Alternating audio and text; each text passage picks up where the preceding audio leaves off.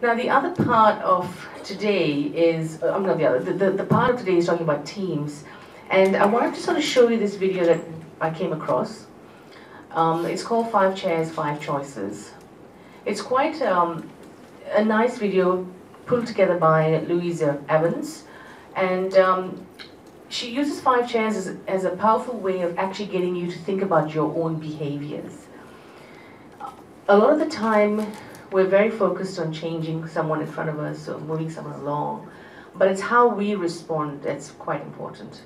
Because we can't change the person standing in front of us. We can't change their behavior.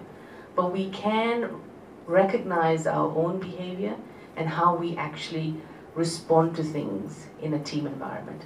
This is a quick 5-minute video. Have a listen, and then I'd love to hear some feedback from you.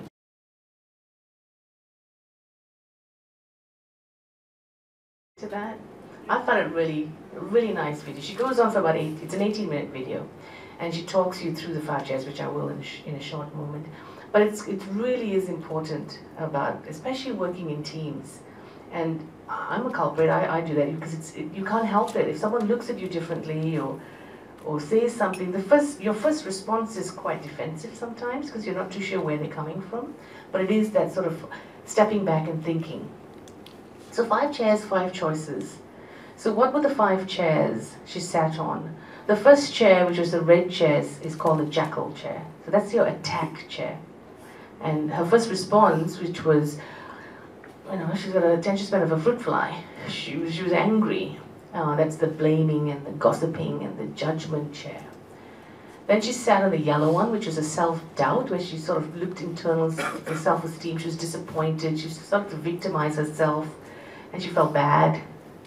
And then the blue chair, or rather I think it was I can't remember, it was a green chair. There was the meerkat, where she sort of said, okay, I'm just going to pause. And the reason why they use the meerkat is because if you notice in the tribe meerkat, there's one that always stands attention and is just observing everything that's happening. And so she sort of used it as an example to say, okay, well, I'm just going to pause and wait until something happens. Then is detect, which is the dolphin, where she was quite comfortable in her own self, but she just wanted to get a bit better understanding of what's occurring, so that someone's not feeling victimized or blaming at that point.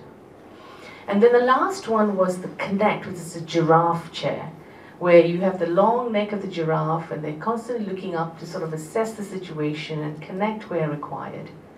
So really, I guess the reason why I thought this video would be a little bit more useful in the sense as we end the afternoon was for you to think about which chair you're going to sit on as you start to embark on this journey with your team members. And you want to, as much as possible, be seated in the giraffe chair where you're connecting and trying to understand where that person is coming from, because they could have had a really bad morning that morning, or there could be something else happening in their lives.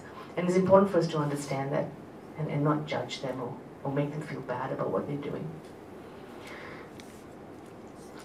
Now we've walked you through quality improvement as in a definition. We've given you some insight into the QI plan aspect of it. We've then walked you through measuring for improvement. We've given you some pointers as to what sort of measures you might want to consider, the importance of keeping that variation quite low. We've then given you a real good insight into the model for improvement and how the 3 fundamental questions are important first to answer before we go into the actual plan, do, study, act. We've touched very quickly on some QI tools to give you some insight into using some tools to sort of generate ideas or keep things a bit fun. And then we sort of very briefly talked about teams and the way we approach our teams. And the activity that we sort of ran earlier was to sort of draw on some strategies that you could use and take home with you. Do you have any questions across the floor of any of those areas? Or if you just want to have a statement you want to share? Or everyone's just completely exhausted and ready for afternoon tea?